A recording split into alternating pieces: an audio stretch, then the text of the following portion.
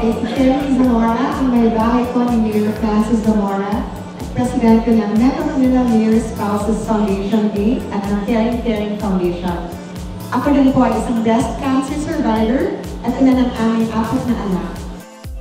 Sa totoo lang po, akala noon talaga tapos na ng mundo. Iba yung pakaramdam na na-diagnose ang asawa mo with cancer. It was the hardest day of my life, sa totoo lang. Naalala ko po, iyak po ako ng iyak sa hallway ng ospital. At yan po ang pinagdaanan namin.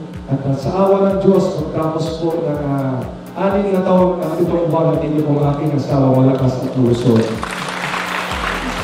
Hindi po dead end ang diagnosis ng cancer. Na merong pag-asa kahit kayo ay merong sakit na cancer. At siya po ay isang living testimony yan. Kung maaga natin palaman na meron tayong breast cancer, kaya natin itong katapan. Kaya natin gawa ng paraan, kaya natin gamutin. Kaya po tayo dito ngayon. So pagkat gusto natin ipaalam sa lahat, pwede tayo maging inspirasyon sa ibang tao sa pamamagitan ng pamilya na katapan natin sa pagharap sa sakit na ito. So pagkat maraming paraan, upang tayo po ay gumaling. Early detection is your best protection.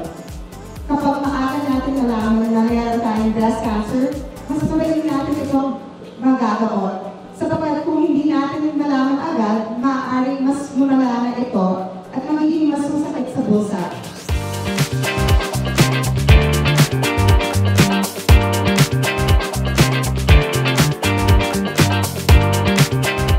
Regular breast examination and mammogram, this remains our best defense.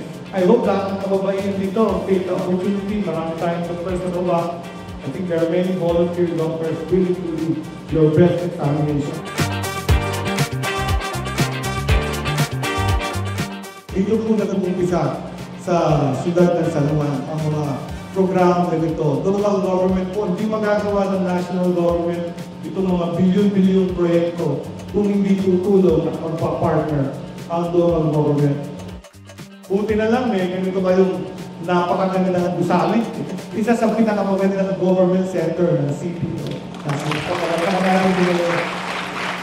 Alam ko, wala ng ghost project dito. Alam ko nasa 5-star hotel, di ba? Very important ang ating mga kababaihan, very important ang breast cancer awareness. Kung ano man ang natinito dito, i-manifest nyo agad sa mga kapitbahay nyo at mga kaibigan nyo para malaman nila na meron tayong early breast cancer screening program dito sa San Juan.